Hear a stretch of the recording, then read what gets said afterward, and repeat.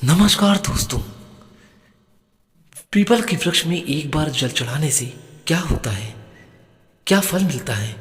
कोई भी मनुष्य यदि पीपल को एक बार वृक्ष में जल चढ़ाता है तो उसे कौन से फल की प्राप्ति होती है? श्रोताओं, पीपल के वृक्ष को जल चढ़ाने से कौन सा पुण्य मिलता है? आइए आज मैं आपको इस कथा के माध्यम से बताता हूँ। नागिन के उद्धार की इस महान कथा के माध्यम से समुद्र की गहराइयों में स्थित क्षीर सागर का दृश्य अत्यंत दिव्य और मनोहर था। क्षीर सागर में लहरों के बीच शेषनाग की शैया पर भगवान विष्णु सुकून से विराजमान थे। उनका नीलवर्णी शरीर दिव्य आभा बिखेर रहा था। उनके समीप माता लक्ष्मी उनके चरण दबा रही थी। चारों ओर दिव्य प्रकाश था और वातावरण में शांत संगीत की ध्वनि गूंज रही थी। इसी बीच एक पावन पथ से आकाश मार्ग से होते हुए देवर्षि नारद जी वहां पहुंचे। नारद जी के हाथ में उनकी दिव्य वीणा थी और मुख पर हल्की चिंताएं की रेखाएं भी थी। भगवान विष्णु ने नारद जी को देखा और मंद मुस्कान के साथ कहा, पधारो नारद, तुम्हारा स्वागत है। ऐसा प्रतीत होता है कि तुम कुछ व्यग्र हो। क्या बात है? क्या तुम्हारे भ्रमण में कोई अनहोनी घटना घटी है? नारद जी ने शीश झुकाकर भगवान विष्णु को प्रणाम किया और कहा, हे प्रभु, मैं अभी भी पृथ्वी लोक से लौट कर आ रहा हूं।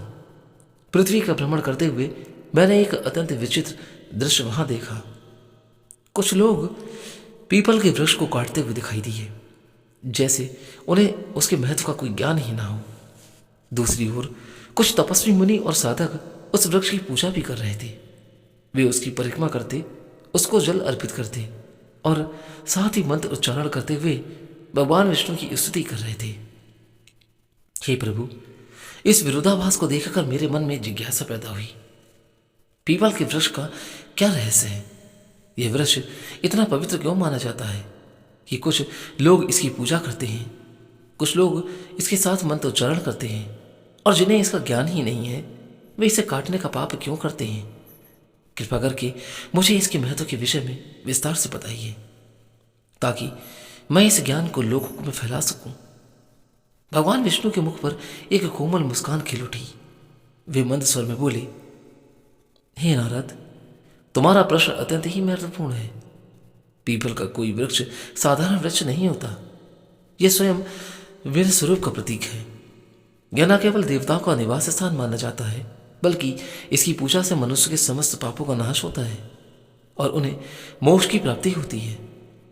सुनो, मैं तुम्हें पीपल के वृक्ष की एक महत्व की कथा सुनाता हूं।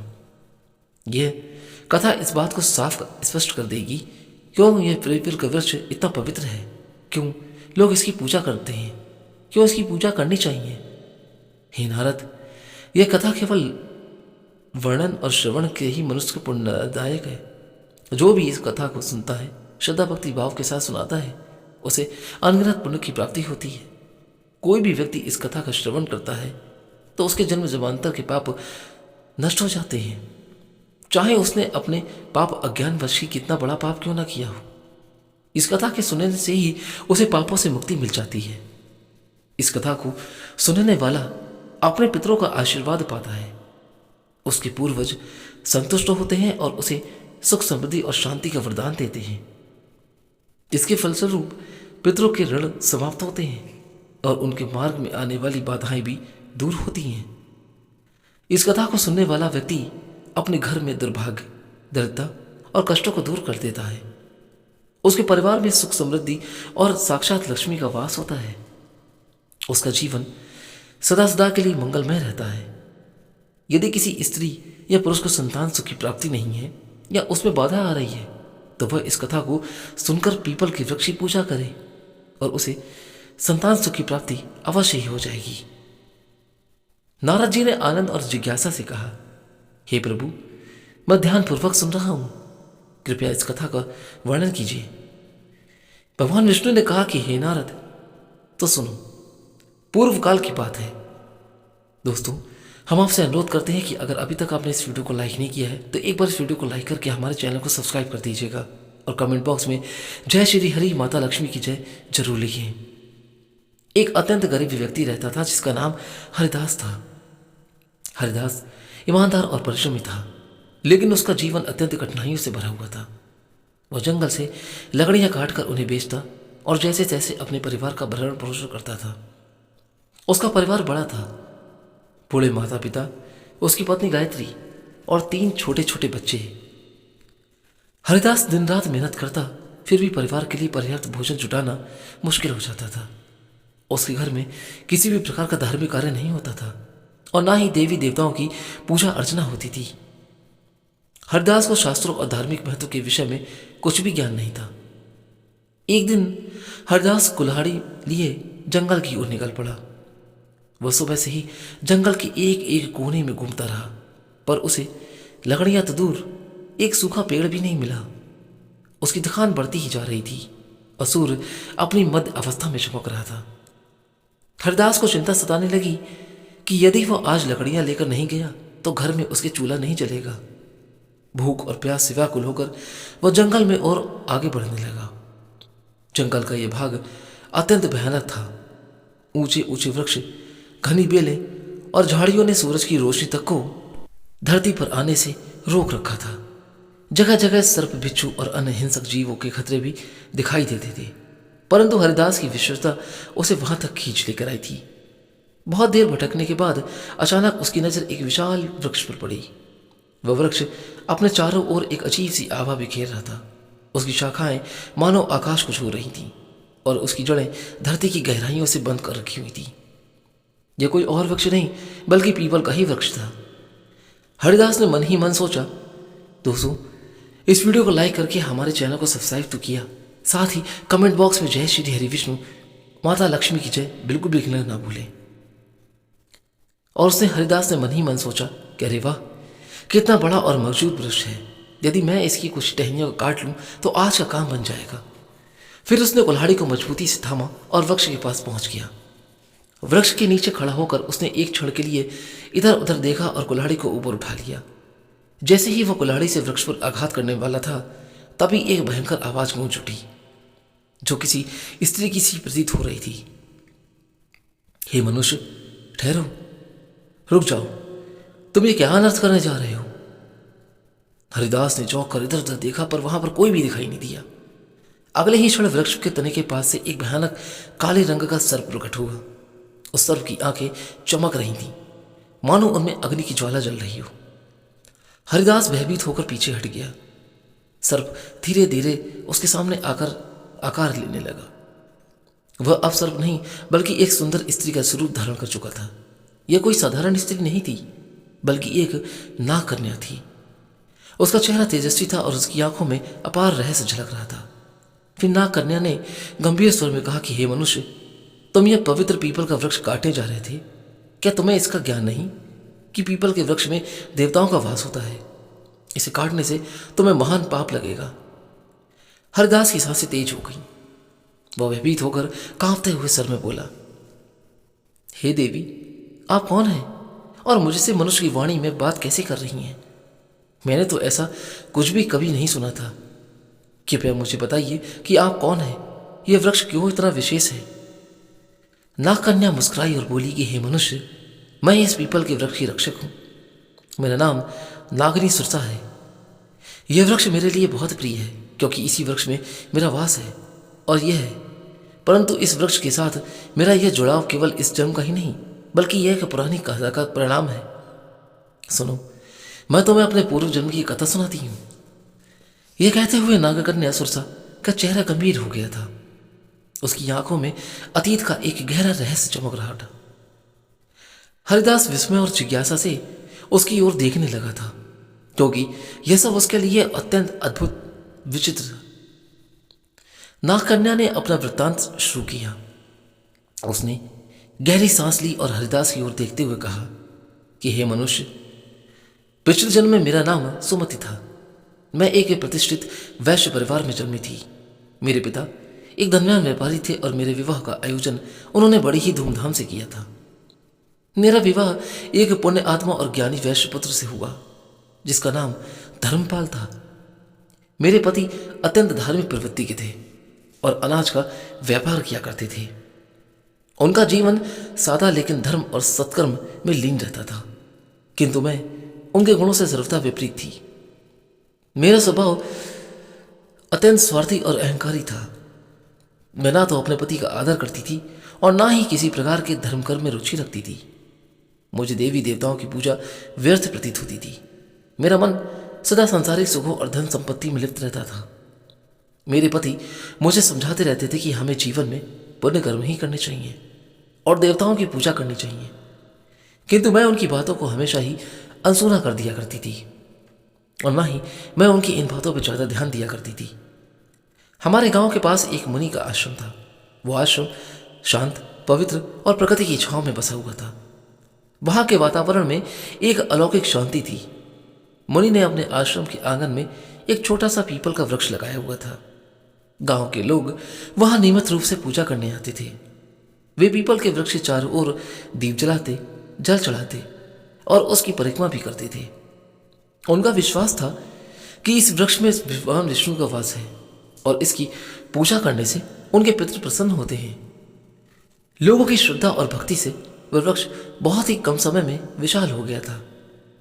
एक दिन की बात है, मैं उस आश्रम के पास से गुजर ही रही थी। वहां मैंने देखा कि एक ब्राह्मण अत्यंत श्रद्धा से उस पीपल वृक्ष की पूजा कर रहा था।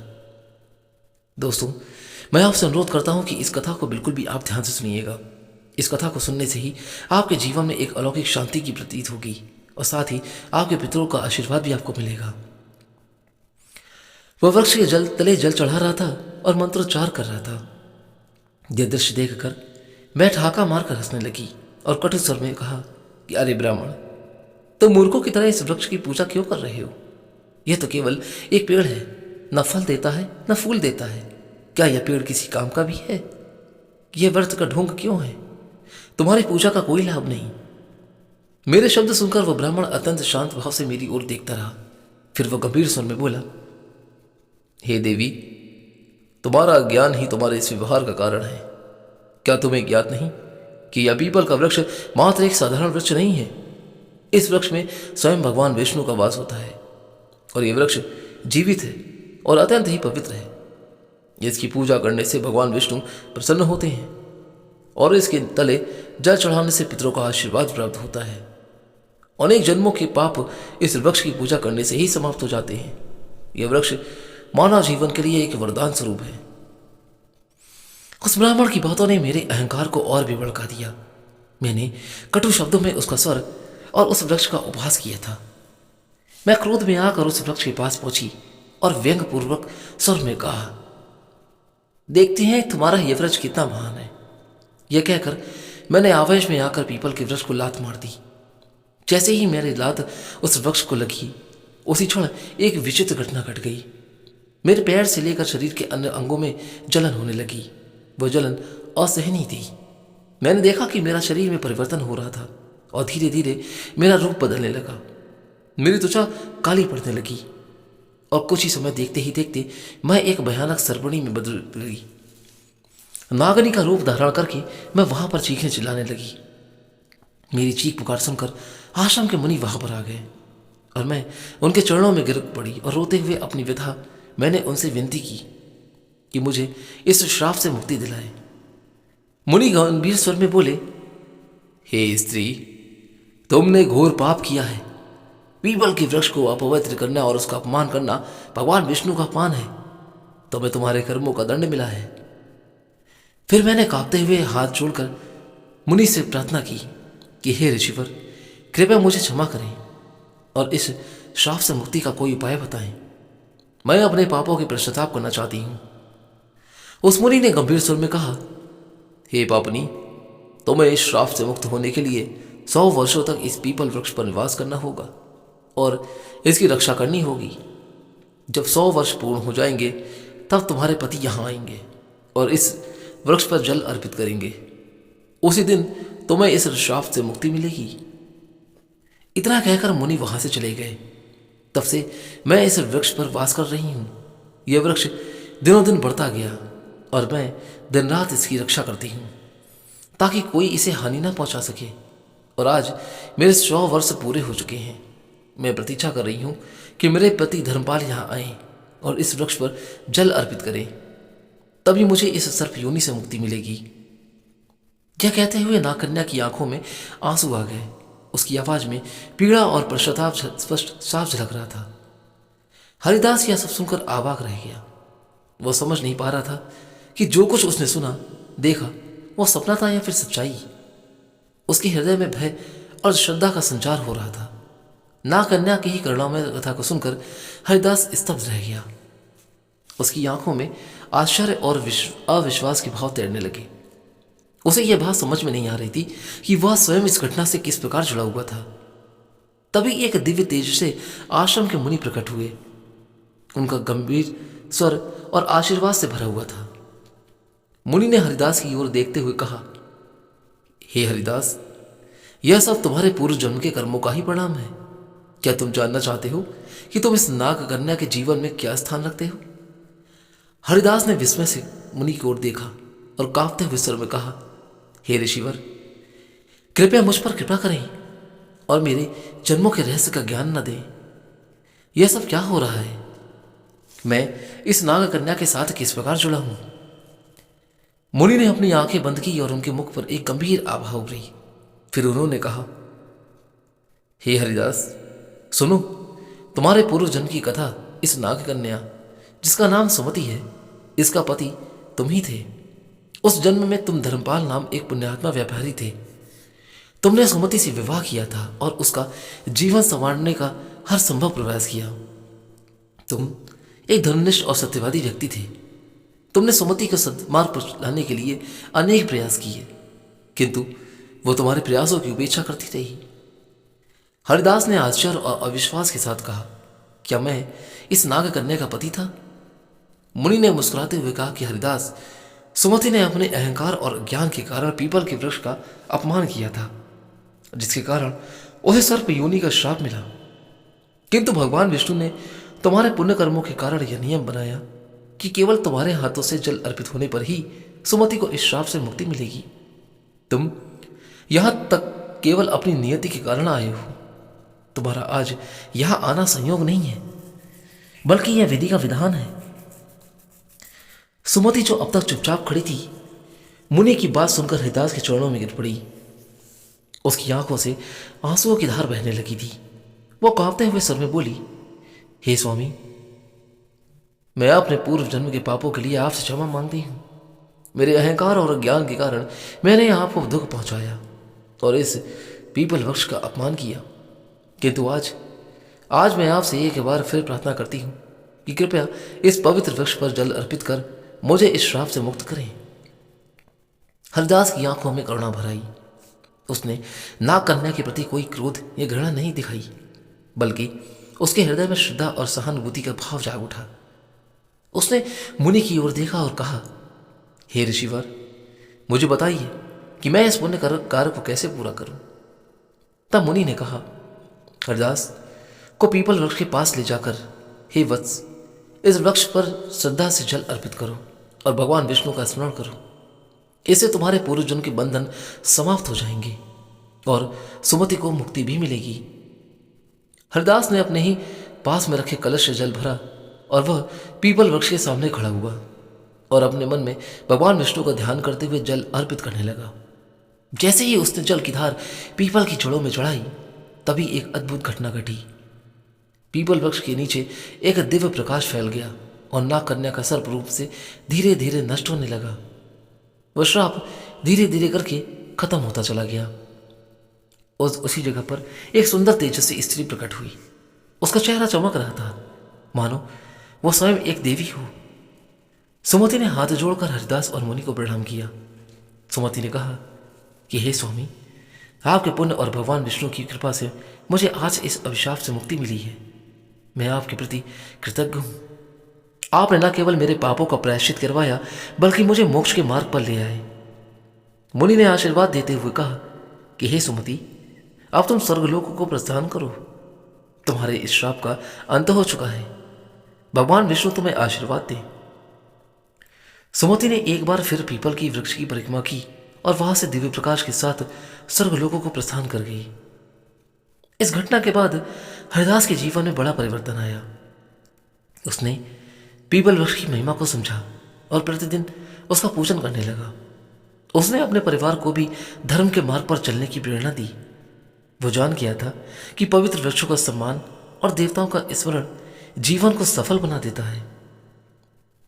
भगवान विष्णु ने पीपल वृक्ष के महत्व की कथा समाप्त की और उनके मुख पर करुणा और दिव्यता का तेज झलक रहा था। देवर्षि नारद जी अत्यंत भाव विभोर होकर बैठे थे और उन्होंने भगवान विष्णु की स्तुति करते हुए कहा, हे प्रभु, आपने पीपल वृक्ष की महिमा और यह कथा सुनाकर मेरी जिज्ञासा को शांत किया है। मैं तो धन्य हो गया प्रभु। इस कथा से यह स्पष्ट हुआ कि मनुष्य अपने अज्ञान और अहंकार के कारण ही पाप के मार्ग पर चलता है, किंतु आपकी कृपा से ही उसका उद्धार संभव है। यह वृक्ष न केवल पवित्र है बल्कि स्वयं आपका दिव्य स्वरूप है। भगवान विष्णु मुस्कुराते हुए बोले कि हे नारद, यह सत्य है, पीपल का वृक्ष सृष्टि का जीवन है। इसकी जड़ में मैं स्वयं निवास करता हूं। तने में भगवान शिव का वास है और शाखाओं में साक्षात ब्रह्मा जी का। इस वृक्ष की पूजा करने से मनुष्य त्रिदेव का आशीर्वाद प्राप्त करता है। जो भी इस कथा को श्रद्धा से सुनेगा या किसी व्यक्ति को सुनाएगा या फिर पीपल के वृक्ष की पूजा करेगा, उसे मेरे परम धाम की प्राप्ति होगी। उसके सभी पापों का नाश होगा और उसे जीवन में सुख शांति का तथा परलोक में मोक्ष का प्राप्ति का आशीर्वाद भी मिलेगा। नारद जी ने कहा कि हे प्रभु, मैं अविलंब पृथ्वी लोक पर जाऊंगा और इस कथा का प्रचार करूंगा। मैं लोगों को यह बताऊंगा कि पीपल के वृक्ष का अपमान नहीं करना चाहिए, ना ही कभी इसे काटना चाहिए। इसकी पूजा करके वे अपने सानिध्य को प्राप्त कर सकते हैं। तो दोस्तों, इस प्रकार से भगवान विष्णु ने नारद जी को पीपल वृक्ष की महिमा को सुनाई। आशा करता हूं कि यह कथा आपको जरूर पसंद आई होगी। अगर ये कहानी आपको अच्छी लगी, ये कथा पसंद आई, तो जाने से पहले अनुरोध करता हूं कि इस वीडियो को एक बार लाइक करके हमारे चैनल को सब्सक्राइब जरूर कर दीजिएगा और एक बार कमेंट बॉक्स में जय श्री हरि विष्णु माता लक्ष्मी की जय ना लिखना भूलें। आज्ञा दीजिए, चलता हूं यहां से। फिर मिलूंगा जल्दी ही कोई और अच्छी कहानी या फिर किसी कथा को लेकर। तब तक के लिए आप अपने जीवन में खुश और स्वस्थ रहें। जय श्री राम।